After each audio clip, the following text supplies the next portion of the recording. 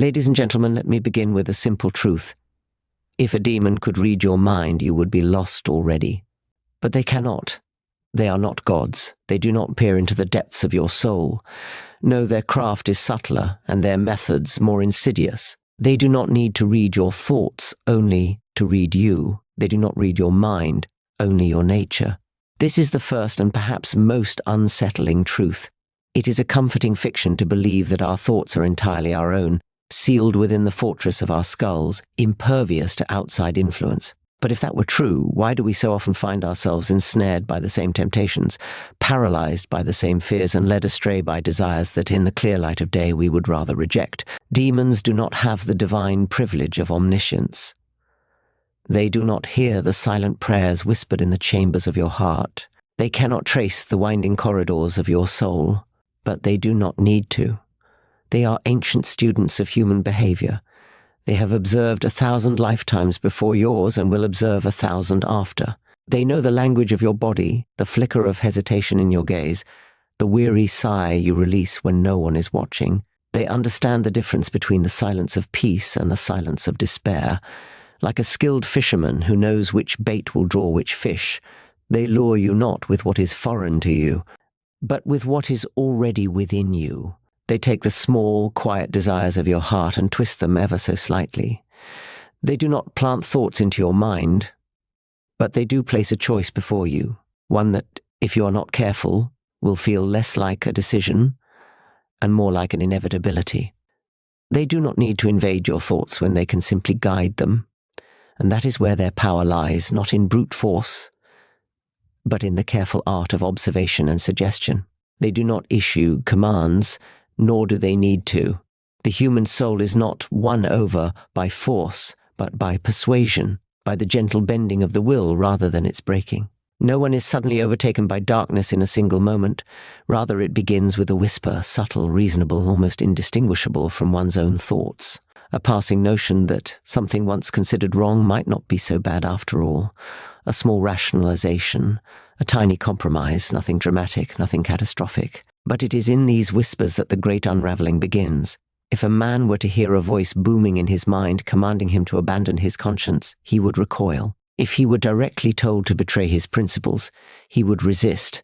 The trick then is not to demand, but to suggest. It is to wrap falsehood in familiarity, to take what the soul already wants, be it comfort, power, revenge, or recognition, and offer it in a way that seems natural, justified, even righteous. The man who is tempted to speak unkindly does not hear, "Be cruel." He hears, "You are only being honest." The woman who considers neglecting duty does not hear, "Be selfish." She hears, "You deserve to rest." Such is the way of those who whisper rather than command. They do not fight your will, they guide it. They do not force you to take a step. They convince you that you were always meant to walk that way, and by the time you realize you have wandered off the path, you are already far from where you began, unsure how you ever got there in the first place. A man's thoughts are not plucked from thin air. They grow from the soil of his fears and desires, and it is this soil that demons study. They do not need to pry open your mind when they can simply watch what draws your attention, what makes your heart beat faster, what causes your hands to tremble. They track your habits the way a hunter tracks footprints in the snow. What do you crave when you are alone? What unsettles you in the quiet of the night? What small indulgence do you allow yourself, convincing yourself that it is harmless? These are the signs they read, the landmarks that guide them in their work. What you fear, they amplify. If you fear rejection, they ensure you see it where it does not exist. If you fear failure, they whisper that you are already failing, that you are incapable, that it is better to never try. If you fear suffering, they make you see discomfort as unbearable, turning even the smallest hardships into reasons to surrender. What you desire, they distort. Love is twisted into possession, ambition into greed, caution into cowardice. A man who seeks approval will be led to compromise his integrity to obtain it. A woman who desires security will be led to cling to what destroys her rather than face the unknown. And all the while, the demons do not force. They do not coerce, they simply observe and present. the version of reality that makes sin seem like the only rational choice, not through magic, not through mind reading, but through the careful study of the human heart. By the time you have made your decision, you will believe it was entirely your own. The surest way to blind a man to the truth is not to refute it, but to make him uninterested in it. A blatant lie can be challenged. An argument can be debated, but boredom is far more effective. Demons do not need to convince you that good things are false. They need only to make them seem dull, irrelevant, or impractical. If they can shift your attention, they can shape your mind. Truth, after all, is demanding. It requires thought, discipline, and action. It asks something of you. But distraction? Distraction is easy, pleasant, and effortless. A man who might once have spent time in quiet reflection will instead find himself scrolling endlessly through meaningless diversions. A woman who once found strength in prayer will instead feel the creeping thought that there are simply too many tasks, too many responsibilities. She will get to it later. And later never comes. It is not that they remove truth from the world. It is that they surround it with so much noise that it is barely noticed. They ensure that anything weighty or eternal is drowned in a sea of fleeting concerns. They make vice seem thrilling and virtue seem tedious. They make patience look like weakness, humility like foolishness, purity like naivety. The more distracted a soul becomes, the less it questions, the less it resists, the less it seeks. They do not appear in moments of crisis, but in moments of comfort. They do not argue, they entertain. And so, without ever needing to deceive outright, they lead a soul away, not through force, not through fear, but through the simple, deadly art of making the good seem forgettable. The greatest trick is not to make you believe in demons, nor to make you fear them. It is to make you misunderstand them. They do not care whether you see them in everything or in nothing, so long as your perception renders you powerless. If you believe that every inconvenience, every failure, every stray thought is their doing, you will fall into paranoia, attributing to them a power they do not possess. You will become so obsessed with resisting imaginary attacks that you will fail to notice the real ones. You will see demons in every shadow, but fail to recognize them in the subtle compromises of your own heart. On the other hand, if you believe they do not exist at all, you are just as lost.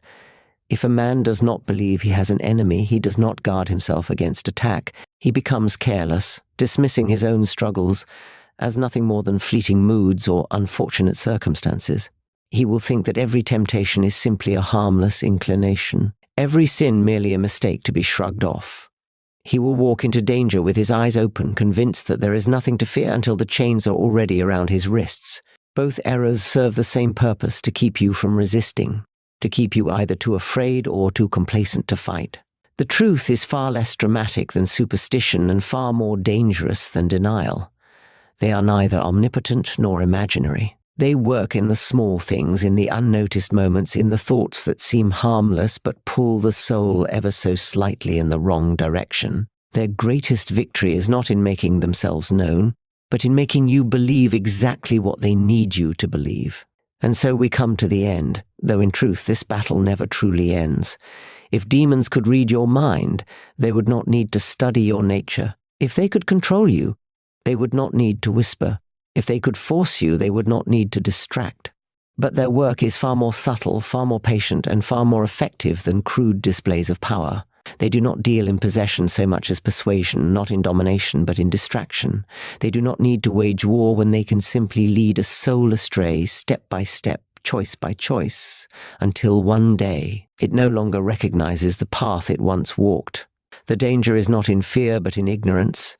You need not tremble at the thought of unseen enemies, but you must not be blind to them either. Their weapons are not bolts of fire, but the quiet suggestion, the hidden compromise, the gradual turning of your heart away from what is true and toward what is easy. They do not seek your destruction in one great moment, but in 100 small ones.